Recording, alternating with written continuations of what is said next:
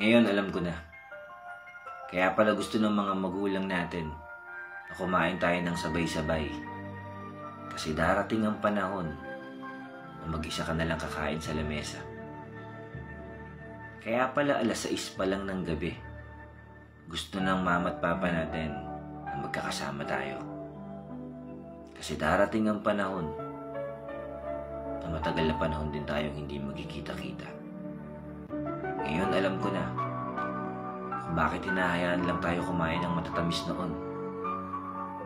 Yung pala, puro pait na ang mararanasan natin ngayon.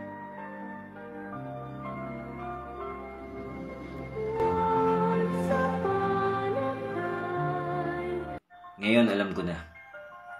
Kaya pala gusto ng mga magulang natin na kumain tayo ng sabay-sabay. Kasi darating ang panahon na mag-isa ka na lang kakain sa lamesa. Kaya pala 6:00 pa lang ng gabi,